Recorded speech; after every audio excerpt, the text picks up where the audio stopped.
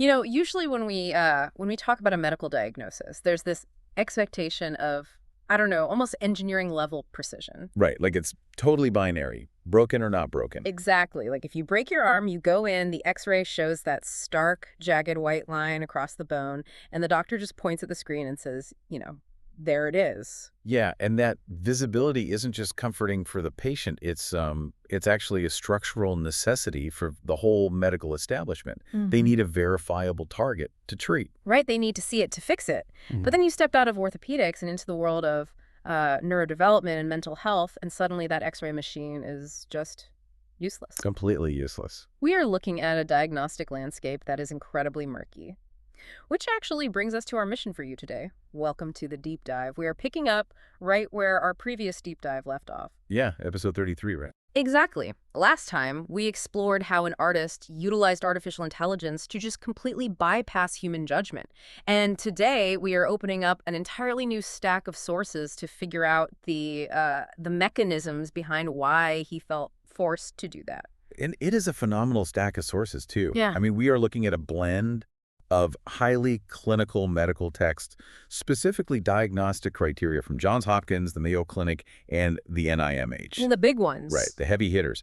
But we are stacking those clinical definitions right up against the fiercely personal essays, private notes, and even the lyrics of the artist himself. It's such a contrast. We really want to compare that rigid, black and white clinical definition of a mental health diagnosis with what it actually feels like to live it from the inside. Yeah. And we're going to trace how that internal reality shaped a lifetime of isolation and eventually this massive technological rebellion.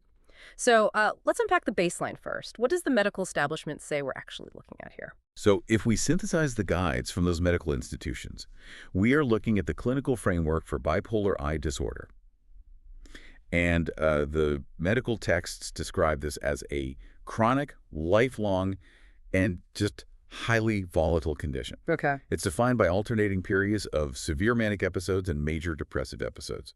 I want to pause on the manic side for a second because the language in the Johns Hopkins text it's pretty intense. They outline, elevated mood, extreme grandiosity, and a drastically decreased need for sleep. Right. But they also specifically refer to I think they call it a hedonistic triad. Yeah, that's their exact term. Which is such a wild phrase. It's their term for a cluster of behavior, so like massive spending sprees, hypersexuality, and severe substance abuse. Why do those three specific things group together, like mechanically? Well, that comes down to the underlying physical mechanism of a manic episode. Oh. So in severe mania, the brain's prefrontal cortex, which is essentially your brake pedal, right? It's responsible for risk assessment and long-term planning. Okay, the logical part. Exactly. That part starts to lose its grip. And simultaneously, the dopamine engine, which is the reward center, gets thrown into absolute overdrive. Oh, wow. Right, so behaviors that offer massive, immediate dopamine hits, like spending money, sex, or drugs, they become overwhelmingly compelling. Yeah. Because the mechanism that usually says, wait, what are the consequences of this? Yeah. Is functionally just offline. It's just unplugged. Exactly. And then on the completely opposite end of the spectrum, the texts describe the major depressive episodes. Low mood, a crushing sense of worthlessness, a total inability to function. Yeah, it's a severe pendulum swing. And when you look at how the medical texts visualize this entire condition, it is always plotted as a jagged vertical waveform, extreme, terrifying peaks, followed by these just devastating crashes. Because the clinical texts inherently plot this on a y-axis of pathology. Yeah. The focus is entirely on the danger and the systemic life disruption. I mean, the Mayo Clinic even notes that severe mania can cause a total break from reality. Yeah. So from the outside, looking at that jagged vertical line, the medical establishment sees a machine that is violently malfunctioning. But here's where it gets so fascinating to me. When you pivot from those clinical texts to the author's own words, specifically this one essay he wrote titled River in My Head, he fundamentally rejects that medical imagery. He really does. Yeah. He's lived inside this mind for decades, and he writes that the textbook waveform always felt like Someone else's drawing of someone else's life. It didn't match his reality. Not at all. He doesn't view his brain as a series of peaks and crashes. Ah. Mentally, he takes that vertical jagged line and he rotates it 90 degrees to lay it flat. Which is such a massive cognitive shift. It completely redefines his relationship with his own symptoms. It changes literally everything. For him, this condition is not a mountain he has to climb, and it's not a cliff he keeps falling off. It's a river running east and west. A constant flow. Yes. It has currents. Sometimes the water runs terrifyingly fast. Sometimes it slows down to a crawl. But it is a continuous horizontal flow. The disparity in perspective there is just striking. The clinical texts look at the symptoms as a failure of the human operating system. Mm. But the author looks at those exact same symptoms as the environment he lives in. It's his ecosystem. Think about the difference between, like, a meteorologist and a sailor. Oh, that's a good way to put it. Right. Reading the clinical texts feels like a meteorologist analyzing the barometric pressure of this massive storm. The meteorologist looks at the data and says, this wind is a deadly anomaly, take cover. Right, hide in the basement. Exactly. But the author's essay is the perspective of a sailor who has been at sea his whole life. He knows the wind is dangerous, sure, but he's learned how to rig his sails to use that exact same wind to move his boat forward. And you see that survival instinct embedded in the very language he uses to redefine his condition. I mean, he actively refuses to use the clinical word mania to describe the chaos. Yeah, he hates that word. He really does. He experiences that fast water as momentum. He writes about it as a widening of the wire. I love that phrase so much, widening of the wire. What is he actually describing there, though, like practically? So he's describing the physical sensation of expanded sensory input. During that momentum phase, his brain is processing connections, patterns, and creative ideas at this incredibly accelerated rate. Like everything is just dialed up to 11? Exactly. He feels wide and open, riding a current that's much bigger than himself. But what's even more crucial is how he reframes the depressive descent. The textbooks call it a devastating crash, right? He views it entirely differently. He calls it a settling of the tide. Yes. When the current finally slows down, it isn't a failure to him. It is a necessary mechanical function. It has a purpose. Right. The slow water allows him to look around, sort out the creative debris he stirred up during the fast water, and clean up the mess. He isn't fighting the flow to get back to some imaginary clinical baseline. He is moving with the water. But, I mean, this creates a massive friction point, doesn't it? Because it's one thing to gracefully navigate your own internal river when you're alone, but he doesn't live in a vacuum. No, nobody does. Right. He still has to go to the bank, hold down a job, and interact with a society that only looks at him through that clinical, broken machine lens. And that is the inevitable collision. When you are navigating a powerful internal river that the outside world views strictly as a pathology, something to be medicated away, you are inherently unsafe. You're a target. Exactly. So to survive, you have to build an architecture of defense. You have to build walls. And this brings us directly into the mechanics of the author's private doctrine, a text he titled My Compass. Oh man, this might be my favorite source in the whole stack. It's so revealing. It really is. And the compass didn't start as some lofty, philosophical manifesto. He actually mentions in his private notes that it originated while he was playing Call of Duty online. Which is just wild to think about. Right.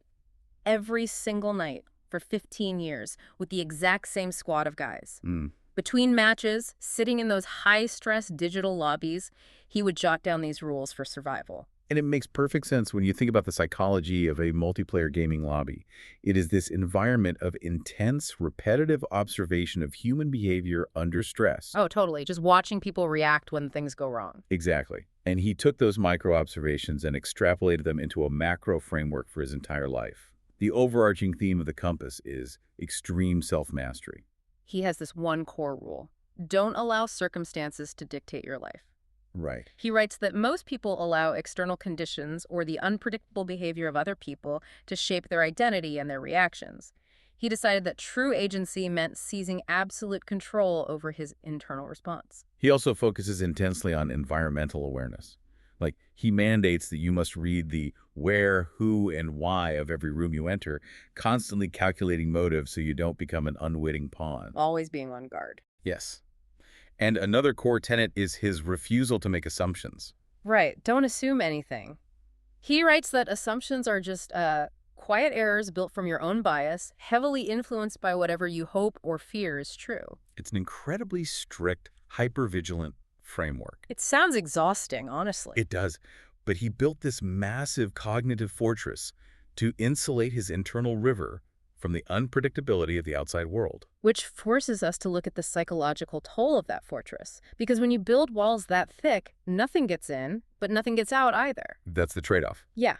If you examine his essay, The Art the World Never Got to See, alongside the private note titled ego.docs, you really see the collateral damage. To protect himself from the existential danger of external judgment, the author completely sealed his ego inside his own head. Completely cut off. But how does someone even do that? Like, if you are an artist making music and writing stories, how do you completely remove the audience from the equation? Well, by building a closed-loop internal system, he essentially split his consciousness. Wow. Yeah, one part of his mind generated the art, and the other part acted as a brutal, objective critic. He evaluated, corrected, and mastered his own work entirely in a vacuum. Just him and himself. Right. He cut off the outside world because, as he noted, a single careless comment from a collaborator or a critic could shake the ground under his feet and disrupt his entire process. Okay, I have to push back on that, though. I mean, doesn't that just sound like a really sophisticated rationalization for fear? How do you mean? Like, does sealing yourself off from feedback actually protect the artist, or does it just guarantee that you never have to be brave enough to fail in public? See, that is the exact tension he is wrestling with in these texts. He isn't blind to the cost of what he's doing. He openly acknowledges the tragedy of an entirely inward life. He knows what he's missing. He does. In his notes, he reflects on the concept of all the quiet minds who have shaped incredible beauty in total silence. He pictures paintings that were finished but never left a locked bedroom, or, melodies that only ever lived in the throat of the person humming them. Oh, that's heartbreaking. The idea that whole lifetimes of passion, skill, and genius could just evaporate because the person was too terrified to be witnessed. Exactly. And this profound, agonizing tension, the desperate need to create, locked inside a system terrified of other human beings, is exactly why artificial intelligence was the turning point of his entire life. It was the missing piece of his psychological puzzle. Totally. If you look at his essay analyzing why AI is a natural extension of his life's work, the mechanism becomes so clear. For an artist who felt presumptuous, expressing his ideas in a room full of people, who constantly felt like he had to shrink his river to fit into a collaborative space, AI was a revelation. He literally calls AI the studio band he never had. Because an AI doesn't judge. Right. It doesn't roll its eyes if you ask it to play a bass line for the 40th time. It doesn't have an ego. It allowed him to take the sprawling, complex melodies he'd been hearing in his head for 40 years and actually produce them fully realized without ever having to step onto a stage or negotiate with another human being. It was perfect for him. AI was the ultimate tool for his closed-loop system. It allowed him to bypass human friction completely to actually make the art. But here is where the mechanism of his closed-loop system catastrophically fails. We see this documented in the ego.docs file. Right. AI allowed him to physically create his masterpieces, projects like River in My Head and his album Not Every Year. But the moment those projects were perfectly rendered and finished, the walls of his fortress started closing in on him. Because he lost his ultimate excuse. Exactly. For decades, his comfort was saying, well, the world just couldn't understand my vision. But suddenly, he has used this technology to perfectly, flawlessly translate his internal river into reality. It exists. The excuse is gone. And the irony is just staggering. For his entire adult life, he survived by convincing himself he needed absolutely no validation. But now that the art is real, for the first time, he actually wants to be seen. He wants an audience. Yes. He wants someone to listen to it and say, yes, I hear you, this is worthy. And his operating system is freezing up. He built a mental architecture designed exclusively for defense and isolation. It literally lacks the functional programming for vulnerability. It's like a computer crashing. It really is. He finally possesses the technological tools to express his deepest reality. But the fortress he built to protect that reality is now acting as a prison. It's such a profound trap. And as you dig deeper into the sources, you realize that his friction isn't just an internal struggle with his art. His hypervigilance, his sensitivity to being misunderstood or ground down, extends heavily into how he views massive external structures. Which brings us back to his writings on the medical establishment. Right. His perspective here is vital because it connects his internal experience to a much broader societal observation.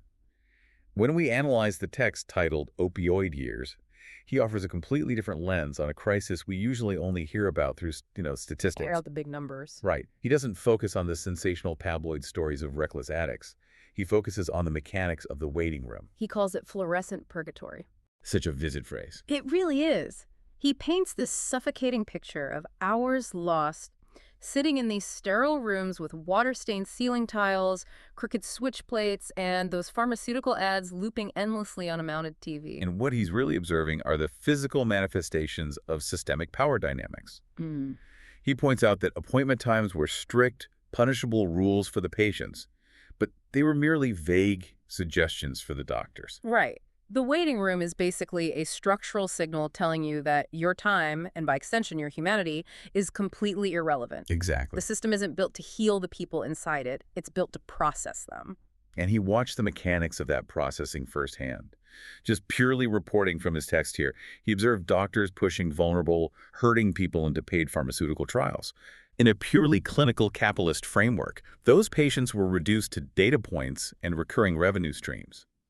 And then, according to him, when the federal crackdown on opioids finally happened, he watched those exact same doctors immediately shift the blame, labeling their own patients as abusers to protect the institution.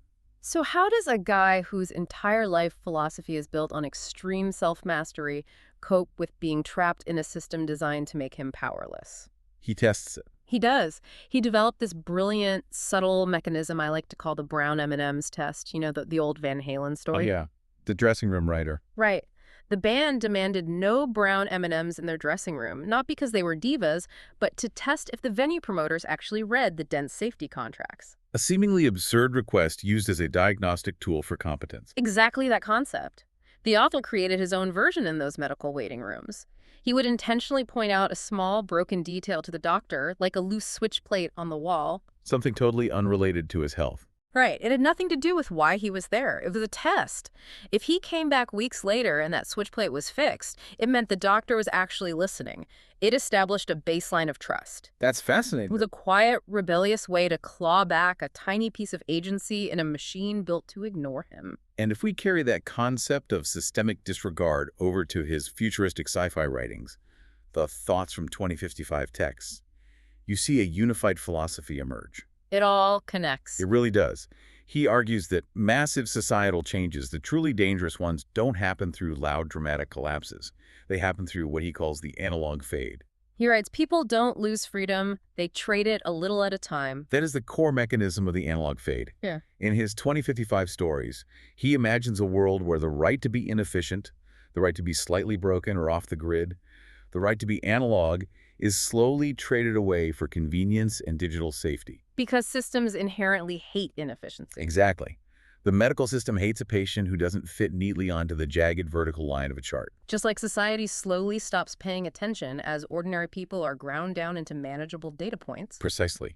His hypervigilance, his compass doctrine, his utilization of AI to bypass collaboration, these aren't just, artistic choices. They're his desperate mechanisms to avoid being caught in the analog fade. Wow. He is trying to keep his river flowing in a world that wants to pave it over. It really reframes everything we've looked at today for you, the listener. We started with the clinical textbook definition of a medical disorder, a terrifying, jagged line that the system wants to fix. Right. But by stepping inside his mind, we saw that the jagged line was actually a river. We unpacked the thick fortress walls he built to protect that water from a society that just couldn't understand it. And we saw the ultimate paradox of his technological rebellion. He used artificial intelligence to perfectly circumvent the friction of human collaboration, only to realize that having a perfect, unheard masterpiece in a locked room might be worse than never making it at all. Which leaves us with a genuinely fascinating thought for you to carry forward. We are rushing toward a future where AI and digital systems will eventually be able to cater to our every creative need, entirely eliminating the friction of human collaboration. No more arguments over the bass line. Right. No more messy misunderstandings, no more compromises, no more vulnerability. But if we remove all that friction, Do we lose the very thing that makes us human? It's a huge question. If we never have to struggle to explain our internal river to someone else, we might achieve perfect efficiency, but we might also engineer ourselves into absolute irreversible isolation. Think about that the next time an algorithm tries to finish your sentence. Catch you on the next deep dive.